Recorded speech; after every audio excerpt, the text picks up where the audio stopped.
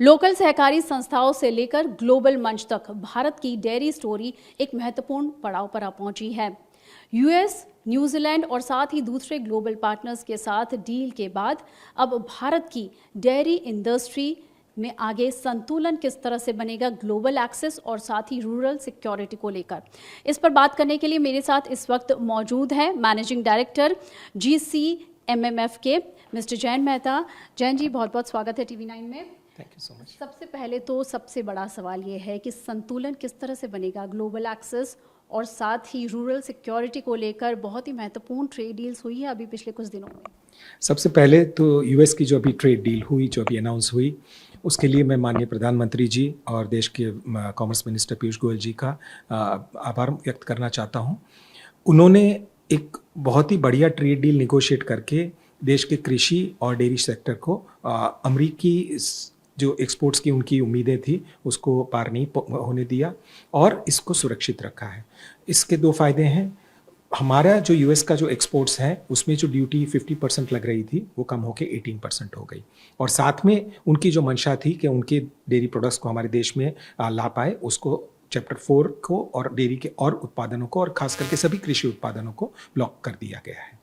तो हमारा dairy sector जिसके साथ 8 से 10 करोड़ परिवार जुड़े हैं वो इससे बिल्कुल सुरक्षित हो गए हैं, और साथ में नए मार्केट एक्सेस होने से और टैरिफ्स वहाँ कम होने से हमारी अपॉर्चुनिटीज़ भी आगे जाके बढ़ चुकी है।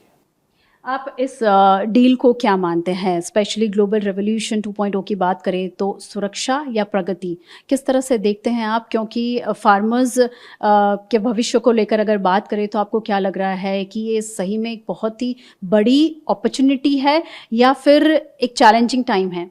ये हमारे लिए एक बहुत बड़ी अपॉर्चुनिटी इसीलिए है क्योंकि भारत विश्व का नंबर 1 दूध उत्पादक देश है और वर्ल्ड का 1/4 मिल्क प्रोडक्शन भारत में हो रहा है। हमारे देश का जो प्रोडक्शन ग्रोथ है और वर्ल्ड के की प्रोड्यूसर्स का जो प्रोडक्शन ग्रोथ है उसके हिसाब से अगले 10 साल में विश्व का 1/3 हिस्सा दूध उत्पादन भारत में होगा। सो भारत को एक डेयरी टू द वर्ल्ड करने की एक बहुत बड़ी अपॉर्चुनिटी है, और साथ साथ में माननीय प्रधानमंत्री जी का भी जो विजन है कि विश्व के हर डाइनिंग टेबल पे भारत की एक फूड आइटम होनी चाहिए।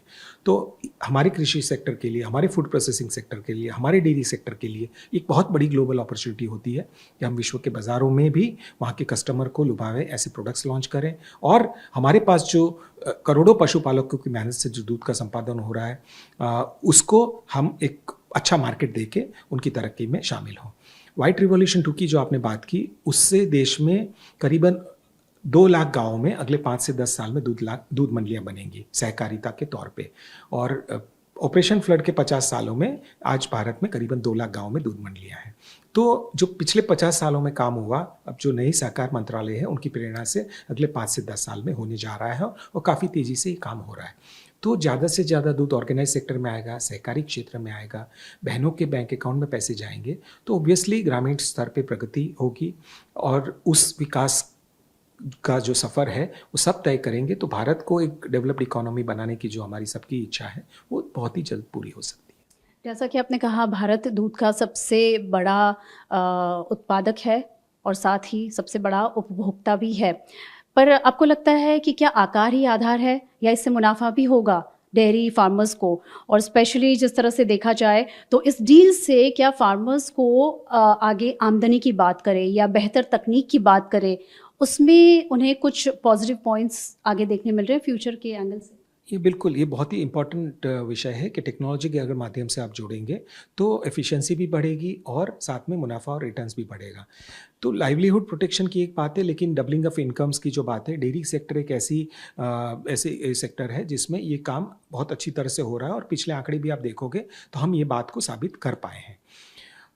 हम भारत में ये ध्येय रखना चाहते हैं, और कोऑपरेटिव्स के माध्यम से तो खासकर ये होगा कि हम बेस्ट क्वालिटी के प्रोडक्ट्स बनाएं, बेस्ट टेक्नोलॉजी को अडॉप्ट करके, जिससे हम कस्टमर्स को खुश रख सकें और साथ में उसका जो मुनाफा है किसानों तक हो पाए।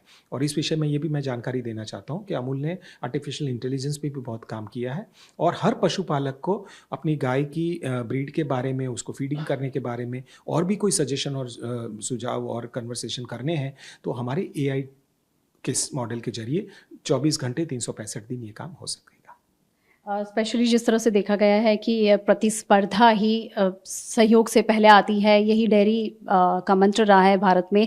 पर आपको लग रहा है कि इस डील के बाद से क्या भारत की जो सहकारिता की रीढ़ है वो मजबूत होगी, और या फिर एक ग्लोबल लेवल का दबाव बढ़ेगा? एक परीक्षा की घड़ी है, आपको क्या लग रहा है? परीक्षा की घड़ी तो निकल चुकी है और हमारी सरकार ने बहुत डट के इसका सामना किया और हमारे कृषि क्षेत्र को सुरक्षित रखा।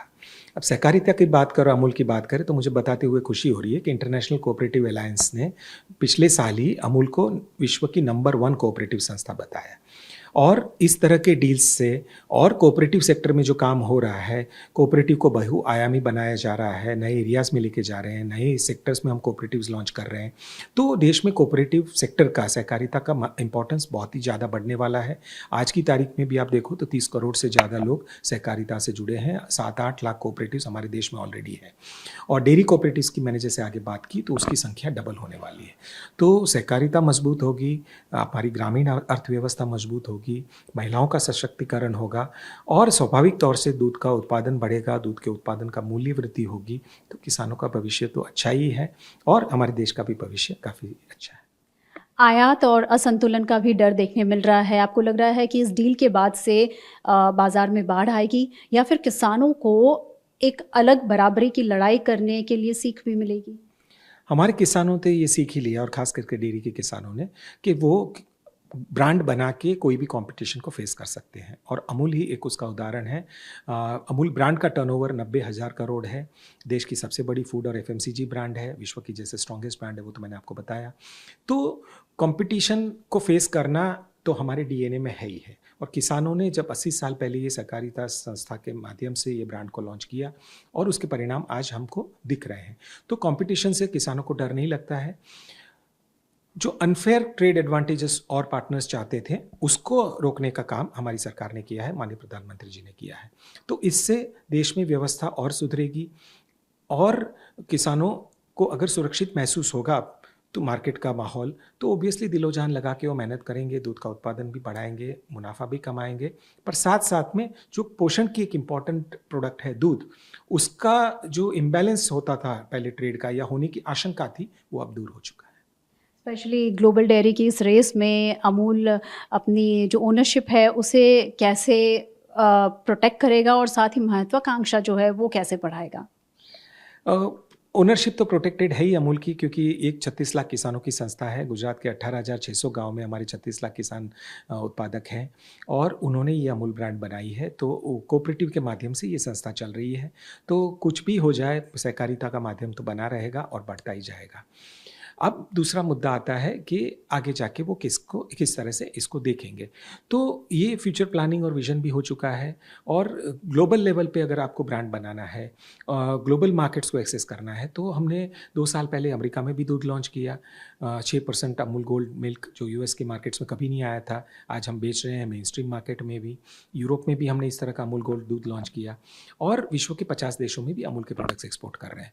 तो जितना ही दूध का देश में उत्पादन बढ़ेगा, और जिस तरह से अपॉर्चुनिटीज़ विश्व के बाज़ार में आएगी, तो डेयरी टू द वर्ल्ड बनना भारत का सपना तो ज़रूर पूरा होगा। और Amul as a taste of India also will be a global player. जो आज हम अमूल दूध पीता है इंडिया कहते हैं, कल सुबह ज़रूर अमूल दूध पीती है दुनिया भी हो जाएगी।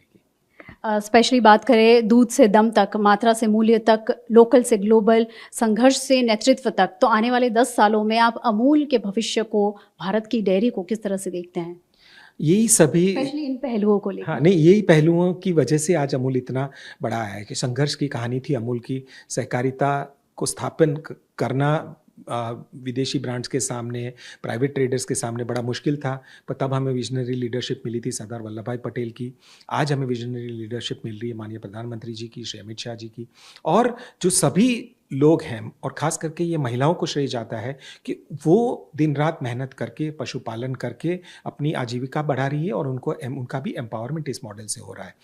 तो जब तक हमारे साथ इतना स्ट्रॉन्ग बेस है और इतना स्ट्रॉन्ग विजनरी लीडरशिप है, संस्था अपनी पूरी मेहनत करके, कोई भी संघर्ष हो, आज नहीं तो कल विदेश के मार्केट में या विदेशी प्रभाव से, वो हमारा देश सक्षम है उसको फेस करने के लिए।